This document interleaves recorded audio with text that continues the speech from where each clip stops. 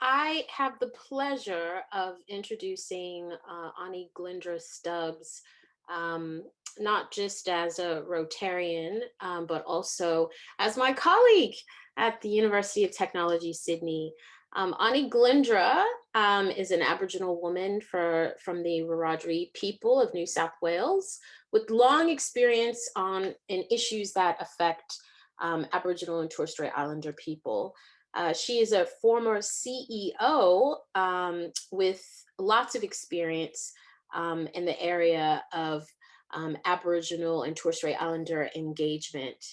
She's currently the elder in resident at the Jumbunna Institute for Indigenous Education and Research at UTS. And she does a fantastic job. And in her personal and professional life, Aunty Glendra has learned a great deal about a range of issues that involve and supporting people and their families. And this has led to her membership on a range of NGO boards, as well as departmental and ministerial committees. So she is a woman in high demand, and we're really, really excited to have you today. So the format of today's presentation is really going to be kind of Q&A style, similar to what I did with John from the ABC. So with further ado, I would ask Aunty Glendra, she's just going to tell us a little bit more about herself. She's going to do a better job than I have. A little bit about her history and also what she's up to at UTS as the elder in resident. Aunty Glendra? I'm here. Woohoo! Hello. Can everyone hear me? Hi, yeah. Darling. I need to say I have two Rotarians here supporting me with my IT incapacity. Yay! So Dr. Belinda and Jacinta. Dr. Belinda's from Tranby. So yeah, thank you, because I don't think I would have had a stress attack by now. So Yalamandu Marang Galindra. So I'd like to acknowledge that I'm on the land of the Darug and Gundungurra people overlooking Mount Hay. It's a pretty special place to be here, and thank Mark that it was his issue with the sound and not mine. So thank you, Mark. I'm honoured to be here. I'm really honoured to be a Rotarian, and Belinda's a Rotarian. So we're surrounded by Rotarians, and we're going to make sure Jacinta gets one of those fabulous Rotarian scholarships. Just putting in a little spot then. So a little bit about myself. I've lived all my life on the land that I'm on now. We lived in Warramoo. It was from a time, and this isn't to make anyone feel bad or anything, from a time where Aboriginal people weren't allowed to get housing loans and struggled to get employment. So I'm grateful for the railway, that my dad had a job as a fettler, and we lived in a little shed that really didn't have power and water. But we had our family together. So we might have been poor, but we were rich in family life. So I've got a couple of Rotarian stories, and I was a kid that never got to go to any of the excursions or buy the cake and that sort of stuff at school. And I remember Joan Mason used to have this little like a church, and people went there, and she went and asked my mum if I could go on an excursion with them for a day, and mum said we couldn't afford it, and so she said, oh no, they're free. And it wasn't free, but what that does to somebody when you're included is really, really, really special. And I can remember my kids come home from school one day and said, oh, Johnny can't go on the excursion, mum, because his mum hasn't got the money. And so I went to the school and said, oh, I want to pay for Johnny to go. And what the school said to me was, you don't have to pay for Johnny to go. Rotary has paid for Johnny to go, as they do often. And I thought, wow. So they're like unsung heroes that are making a difference without even, any bells or whistles. So, that was, eye-opening to me. And I've got a little story from a friend of mine who is a lover of Rotary. Her name is Gillian with a hard G, like Glendra. I was a 16-year-old and couch surfing in Chatswood in 1978. I was involved in the Willoughby Youth Action Group, coordinated by a wonderful woman called Jenny, who nominated me for a Rotary Youth Leadership Award, and I was accepted. I learnt a lot and connected with many others and decided I wanted to do youth work, which I later went on to study. The best thing for me at that time was knowing someone believed in me, thought I had the skills and ability and the potential to make good things happen. It was just what I needed, and I never looked back after that. It renewed my self-confidence, self-belief and determination. And I think I still have my certificate that I use as part of my resume. So I'm very proud of it. So I think, you know you all do good stuff. But for me to say that there's a lot of stuff, good stuff you have done that no one would know or remember. And I think you need to remember that you are making a difference every day. So I just want to say that. Now I'm going to go to my questions. So I've told you a little bit more probably than a little bit about myself. And what activities am I involved with? Well, there is quite a list. And like Bridget said, you know, I say to the young ones, because when somebody puts you on as an elder or an auntie, you think sometimes nobody might want to talk to you. And I always say, there is nothing that anyone can say, do, or want to talk about that I haven't witnessed, experienced, or been part of in my life. So that opens it up really broadly. So I'm, as you know, UTS. UTS is really good, and I really feel connected to UTS. I do Know More, which is the Royal Commission into Child Sexual Abuse. So that's, I've been done that for a long time. I was CEO of Link Up New South Wales. I volunteer a lot, so I volunteer at ID Know Yourself. I have a lot to do with Tranby and my Rotarians here today. The AMS, the Department of Health, the Royal Commission into Disabilities. I'm supporting people to get their redress, canteen. I make quilts, which I really like doing, and they call my little project Wrapped in Auntie's Love. And I write submissions, and I'm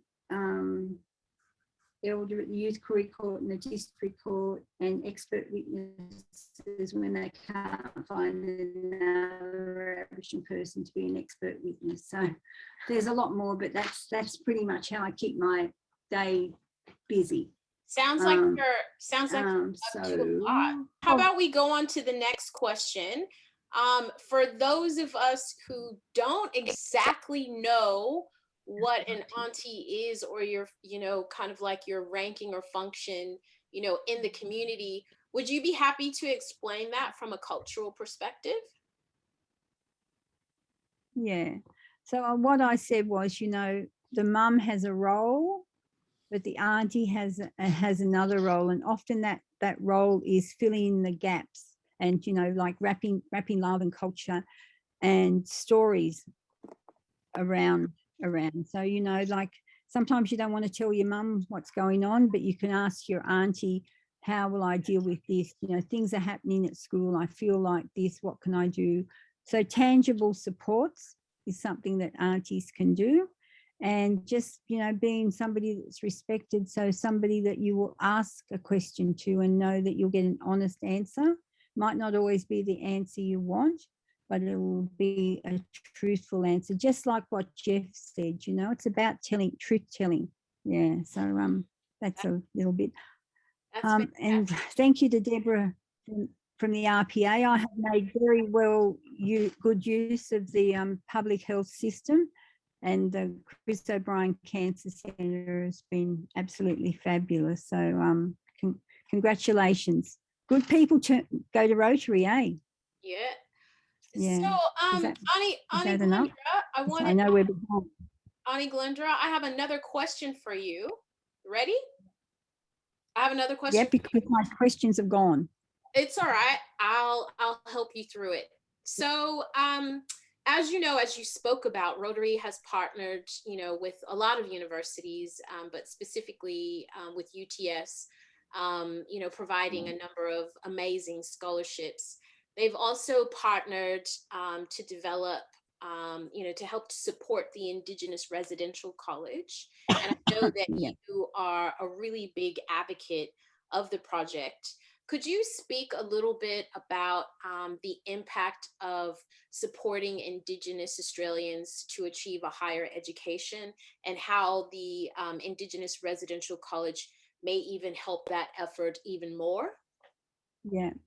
Well, I think the foundations of a healthy, good life are education, housing, and being supported with tangible things that you need.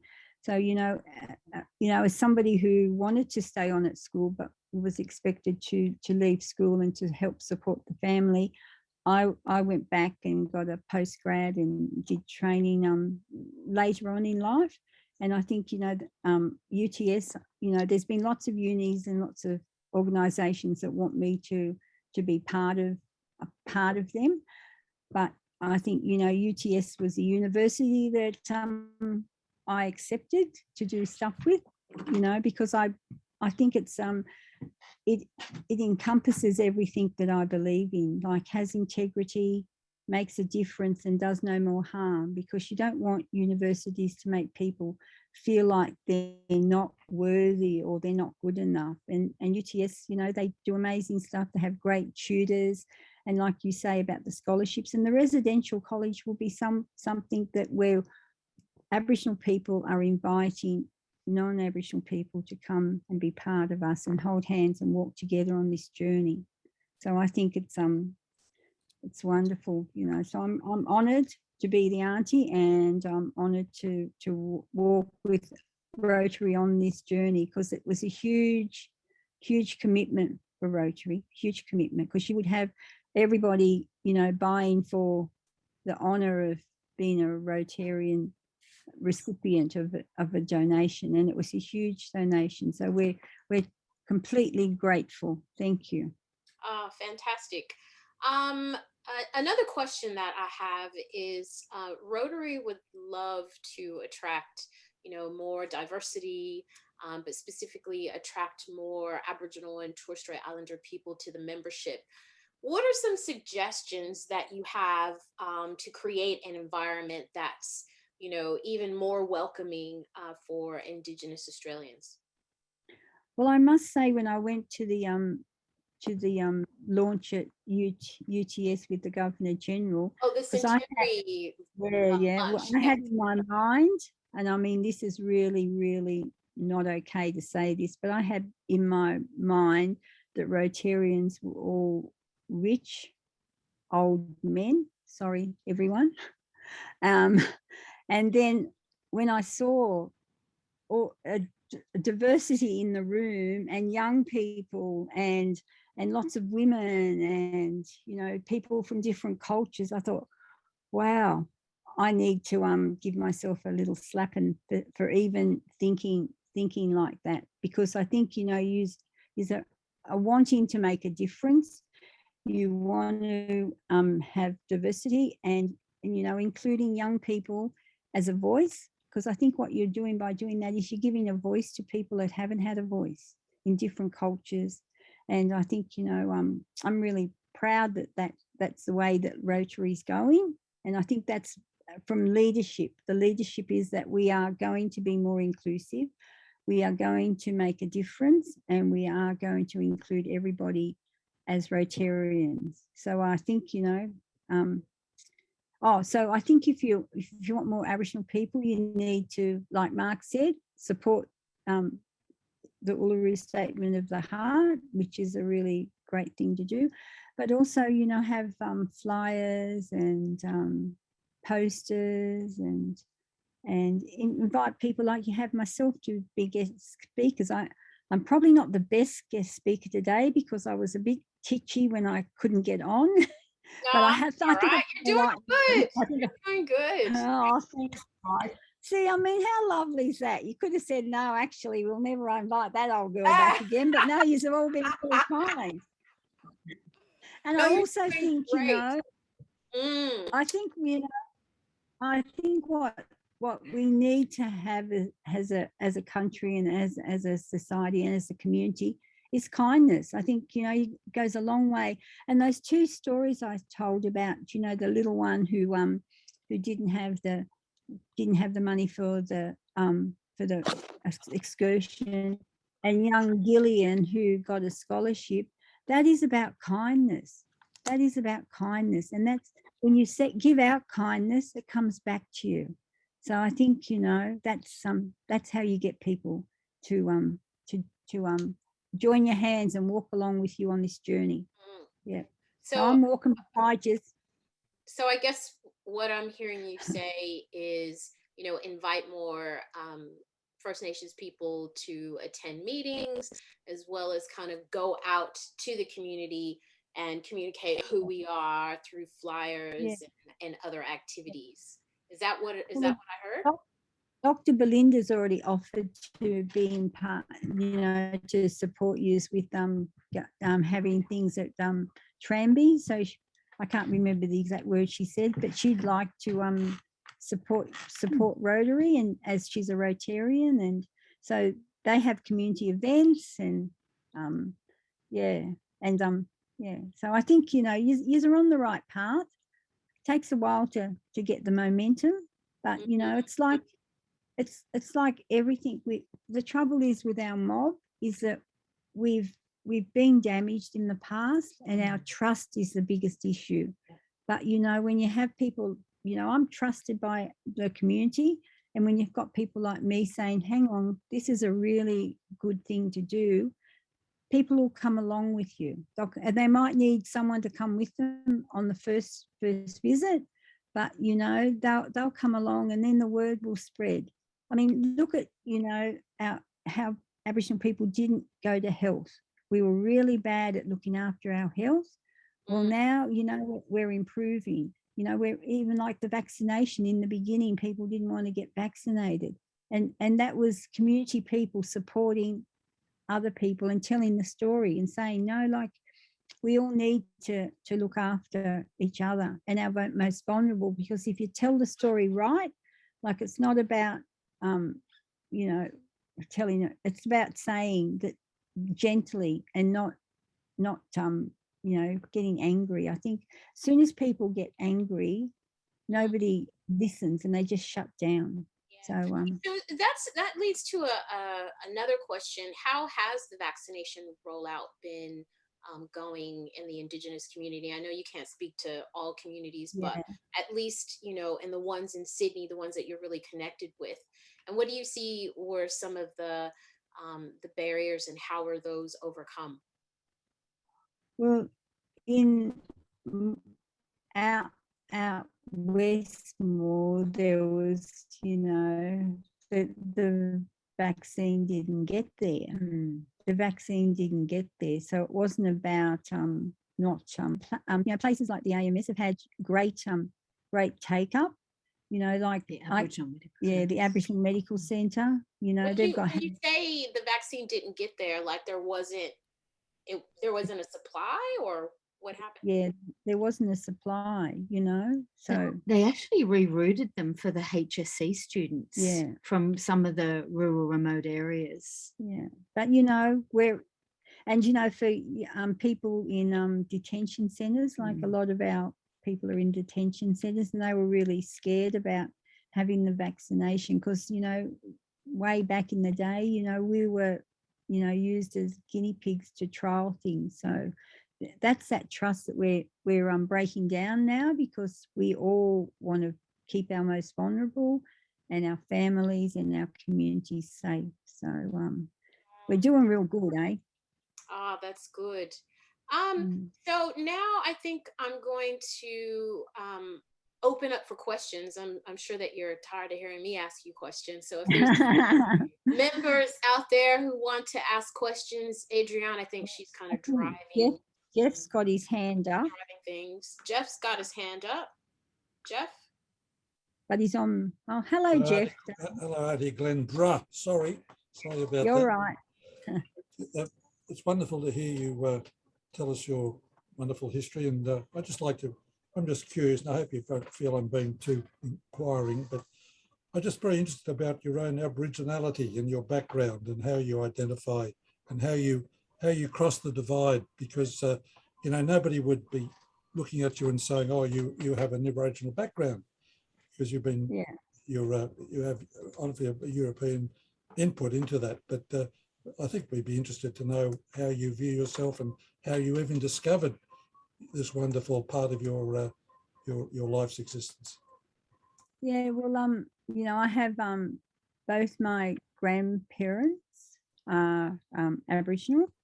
I have a grandmother that was part of the stolen generation, and I'm part of the Riley mob from out Dubbo, Mudgee way. So it's always been something that we've known, but I can remember when I was having and because my father was part of removal too, he you know, he was a bit chitchy about saying stuff.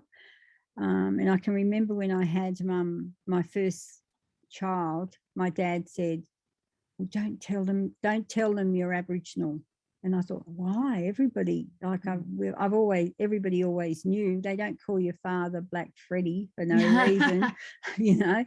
So it was something that we just knew. And I can remember when the nurse came and said to me, so she said, after I had Andrew, she goes, oh, so you're Aboriginal? And I thought, what do I say? And I'm like, you know, like this squirrel in the headlights.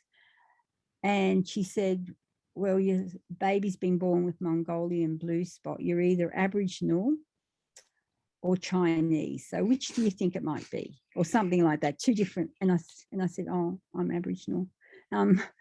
But, you know, that was the fear of not wanting, like, what's going to happen. First grandchild ever in the family, and not wanting something bad to happen, you know. So, yeah, so it's, and, you know, I've got relatives that were in Parramatta Girls' Home, and there's photos of them, you know, protesting. And so it was easy for us to know our connection to families and community and culture. But for a lot of our mob, it's not it's not easy, because, you know, you've got to be brave to say I'm Aboriginal. You know, you've got to be brave. A lot of people have got to be brave. I can remember my little boy Timothy, who's really fair. He came running home from school when my sister Lola was at work at Link Up with me, and he said, oh, Mum, they called me an Abo at school. And I went, oh my God. And he was so excited, because he was a kid that they were saying, oh, like, you're really white, you know, how come your mum's always coming to the school and talking about stuff that's Aboriginal stuff? So yeah, so it was one of his highlights of his life. And my sister goes, we should just embrace this. Yes. So, oh, Deborah, sorry. Thanks for that. Hi. Your hand up, Deborah. Yeah. Hi, Auntie. There seems to be, it's very pleasing to see that there seems to be, finally, after 200 years, acknowledgement of the wisdom of First Nations people amongst many of white people in the community, like me, I guess. But is that being translated into consultation with the government? Is the government, either at state or federal level, actually tapping into that wisdom and consulting, or are they still just paying lip service to what they feel they should be doing as far as Aboriginal affairs or? Gee, that's a big question. I think they want to do the right thing. People realise that, you know, self-determination. I mean, I know that word is spread around. And when somebody high up in the department said to me, she was walking in front of me, and she was whinging to another senior executive person saying, oh, and this self-determination that they're always going on about. And I said to her, I don't even know what it is, she said. I said, well, and I said, excuse me, I said, self-determination is us having a voice in our own business. And sometimes you've just got to say the words in a different way, you know. So it is, you know, we know how to parent our kids. We know how to keep our families together. We do things differently, but it doesn't mean it's a bad thing. It's like most cultures do things differently, but it's not a bad thing. It's just a different way of doing business. So yeah, so I've had a couple of really good wins lately, that even when I didn't think I would, you know, like I was an expert witness at the Supreme Court, and the poor little legal aid solicitor said, oh, we'll get nothing through this person. And I Googled him and I thought, oh my goodness, you know, but I answered the 7 questions they asked, and I answered it in a way that was different. And he's now made the Attorney General and the Crown solicitors meet with me about how they're going to implement changes to these supervision orders for Aboriginal people, and how to make a difference, because nobody wants to spend millions of dollars keeping somebody in prison or kids in out of home care if there's a different way of doing business. And I think that's what we are looking at. And I feel like, I believe, like, it sounds really weird, but like I was part of, you know, getting the apology and walking over the bridge and that. And I can remember when I stood down and looked at my sister Lola talking down the bottom, and it was like, you know, anybody that was on that bridge walk, it was like this the rainbow serpent was going through the with all the different colors that people were wearing, was making its way through the land. And I just thought, there's a change happening. Well, I feel that change at the moment. I feel that people are listening, and, you know, you don't listen when someone's yelling, but you listen when somebody talks gently and talks with respect for everyone. And I feel that there is a movement happening at the moment. And, you know, Rotary is part of that movement. You're part of that movement. You just want change. So, yeah, thank you, Deborah. And RPA is fabulous. They're pretty special, aren't they? Yeah, I've got a team of 12 specialists, and I'm telling you, they're it doesn't, in this country, it doesn't matter if you're poor or you're rich, you get amazing health care if you're really not well. So credit to you. Yeah. Any more questions? Bridget, can I ask a question? Sure. Thanks, Aunty. Aunty, I'd just like to reflect a little bit more. Jeffrey. How are you? Oh, and you're lovely, darling. Yes, she's here. Sorry, I don't want to give you a hard one, but I would like to reflect a little bit on the Uluru Statement of the Heart. Towards the end of the last Rotary year, the Rotary Club of Sydney specifically said that we recognise and support the Uluru Statement of the Heart. And I just want to go back and say, I must say, when I first started to read it, I did it with a bit of trepidation, because I thought, oh, this is going to be quite a demand. And it wasn't at all, of course. It was an invitation, and it was a lovely invitation from Indigenous people. But I like a lot of people, I like a lot of people, was very annoyed at the immediate reaction, particularly from the then Prime Minister, which deliberately, I think, tried to misrepresent the Uluru Statement of the Heart by talking about a third chamber of Parliament. Do you think we've moved on from that? Do you think we can, either with this government or with the next government, actually get people to identify what the Uluru Statement from the Heart and how important it can be for our society? Well, I think that is a big question, and it is complex and it's huge. But I think the best way to understand this is to go back to Thomas Mayer's book that he has for children. So I think this is fabulous because it says it in terms that are really easy. So he says, we live in a big, beautiful country and we come from many different parts of the world. Together, our nation is called Australia.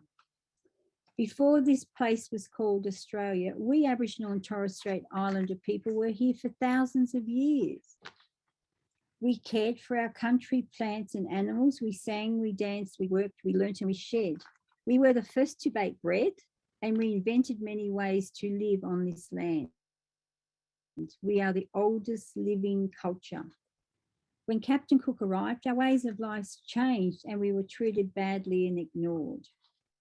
So we protested and we asked all Australians to listen to us because we know our country, because our country is sad and we need to find the nation's heart to make it better. The Prime Minister, the leader of all Australians, asked us, how can we find the heart of our nation? So with many other Aboriginal people from all points of the southern skies, we showed the Prime Minister how to find the heart of the nation. We started with the truth. The heart of the nation did not come with the ships. It did not grow on the farms. The explorers couldn't find it, though they searched far and wide. It wasn't in the banks or in the ground or in the big cities, and it wasn't in our rule book. Where the heart of our nation, where is the heart of our nation? The heart of our nation has been right here, and here is our voices. When we all came together at Uluru, we invited all Australians to accept our voice of our culture as a gift. We invited everyone to listen to our heart in our songs, see our heart in our dances, learn where our heart is from in our stories and language and how we have cared for our environment. We will only find the heart of our nation when we make our country better, when First Nations voices are heard. Will you help find the heart of the nation? I mean, I just think that's Jeffrey, you're on mute. Sorry, thank you was all I said. Thank you. That made me cry, Glendra. Yeah, well, I don't want to make people cry. I want people to be on this journey of truth, healing and justice with us all. So, yeah, and I was at the Garlic Club in Sydney when Thomas and some Garlic people translated this book into their language. And I think this book has been translated into many, many languages. So there is a movement happening and, we'll be making our way, holding hands and walking together. That is beautiful. And I love the way that you answered that question by sharing that story, which is so, what we need to be doing, really keeping it at a level that is really meaningful and also something that we can all understand. So I thank you for that. I think if there isn't any more questions, did I miss anybody? Nope, I'm gonna hand it back to you. Anyone can send me a question anytime. You can spread my word number around, eh? Yep. Bridget, it's been wonderful to hear you interviewing Aunty Glendra. I'd just like to add, Aunty Glendra, that if you'd like to hang around for about 15 minutes after we sign off, we all have a big chat and a confab after the meeting with a group of us, used to be called the Five Friends Club, but you can be the sixth friend tonight, this afternoon, and the seventh and the eighth. So please put your hang around, because you'll have more questions after them if you've got now, for sure. But we all have a theoretical cup of coffee.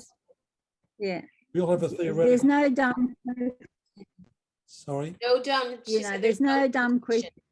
No. Okay. No. Well. Yeah, and I hope my question as an Aboriginal person, I'm learning stuff every day. No, it's great. I love questions. And you know, like we're all learning every day. Like I'm learning stuff every day as well, you know. And yeah, so on it. Well, it's my job to sort of cut you off, unfortunately, because we now come to that time when we need to get our very splendid Rotarian Shiva to extend to you thanks for your presence here today and our wonderful interaction. Let's hear it from Shiva. I think you're on mute. Hey. Well, after listening to Aunty Glendra, I'm not quite sure what type of vote of thanks would be befitting. What would I say to bring justice to such a fantastic talk? Aunty Glendra, your ancestors walked this continent from the midst of time.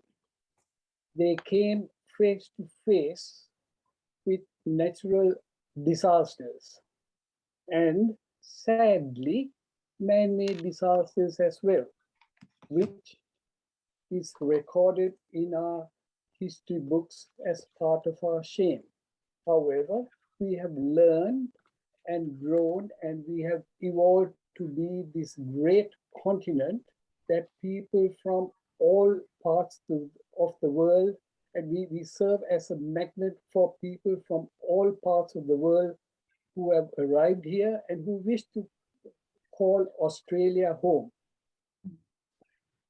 I am blessed to be one of them and learn from each other as we evolve. As we know, the Sydney Rotary is 100 years young. If you look at the faces on your screen, one may say they are like the Brady Bunch, but if you look behind the faces, there is a story. Different nationalities, different hues, different accents, different religions, all together we have a heart that beats as one, service above self. And in doing so, we have different ways of engaging. As you know, the people at the top of the ladder, the Prime Minister said, this is a country of miracles. Yes, miracles it may be, but we have different points of view as to how we engage. And that goes back to something that the ancient Greeks discovered. We gave it a name called democracy. And currently we have different engagements. One is the statement of the heart, the Uluru statement. The other is how we engage with our, say, for example, our biggest trading partner.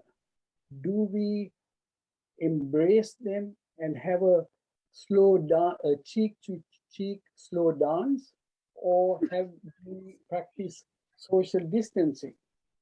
What about the policemen of the world? Do we engage as deputy sheriffs, or do we revisit it? What about our engagement with the royalty? These are questions, and what I'm driving at is we are learning and growing as we go about doing it, and you have contributed so much to our learning. And I cannot thank you enough. And this is not the forum, otherwise I would stand up and give you a standing ovation from all of us. Thank you. And this is the land of miracles, and I expect to see more miracles in the months and years to come. Good luck.